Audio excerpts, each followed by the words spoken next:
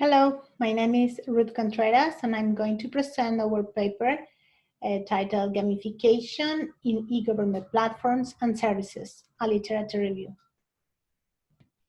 Nowadays, many democracies are facing a range of communication between citizens and their political representatives. This breach results in a decrease in citizens' participation during political decision-making and public consultations. This issue is at the core of the effort many governments are making toward implementing a new type of management and citizen interaction system coined as e-government. E-government is applied around the world at different levels or stages.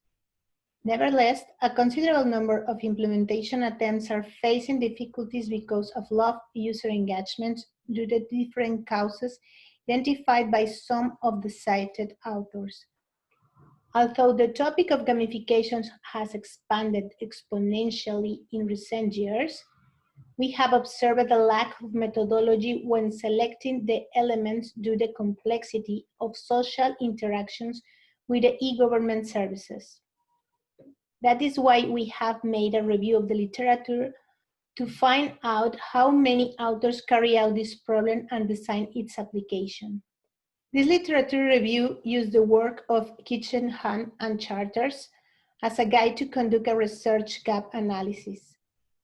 The material was searched using different databases. Background includes the definition and the limitation of two concepts. What type of services are established according to the degree of e-government model, and what are the gamification elements, the source of motivation, and the available tools.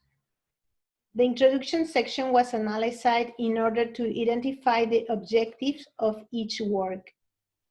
Articles that include the analysis or implementation of gamified services as objectives were selected finally.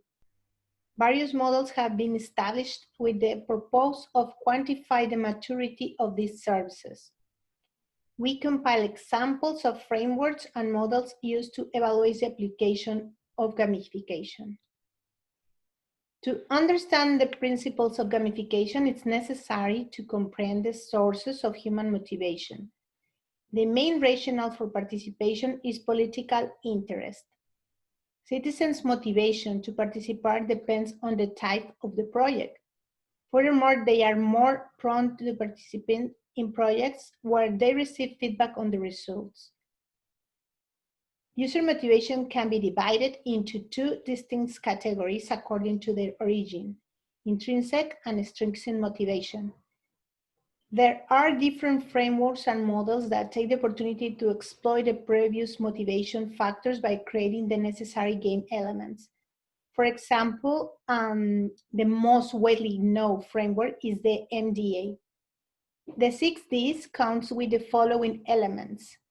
Kai-Chu proposed the analysis framework that focuses on human design rather than functional design. Various authors have proposed a variety of models comprised on different maturity levels, starting from 2 up to 6 stages. For example, Reddick introduced a 2-stage model, including a cataloging stage, where the information is shared with the stakeholders, and a transaction stage, where the citizens can complete forms, interact, and complete payments.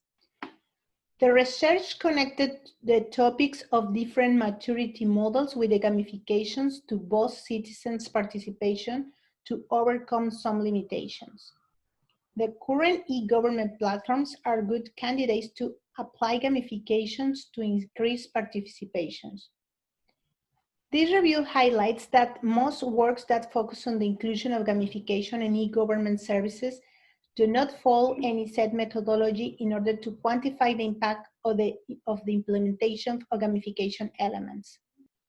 The present review identifies a set of research gaps that represent opportunities for future investigators. So far, gamification element selection depends on the designer's expectations and not on the user profile. Once the profile has been determined, each gamification element is introduced sequentially and individually for each citizen. Different indicators may be recorded. This will enable establishing which profiles generate to Higgins indicator values for each element. Currently, the impact of gamification is generally evaluated and verified through an increase in the usage ratio. In such studies, indicators relate to the frequency of use and interaction should be collected over a certain time period. Each gamification element should be integrated sequentially and individually. Analyzing the slopes and correlations of these two indicators for each gamification element use would highlight which elements are more suitable for services that require a shorter or longer activity period. There have been applications, as this literature review revealed, that include social elements but at the same time do not enable any sort of interaction among citizens. Thus, it could be useful to define a methodology in which, for a given type of e-government model, there will be a recommendation of the gamification elements that can be included to avoid implementation contradictions. This review helped identify the common procedure of gamification application to e-government services, highlight visible methodological gaps. 3 lines of work are proposed. As lines for future work, the authors plan to qualitatively evaluate the frequency of application of each gamification element in relation to a set of indicators. Thank you so much.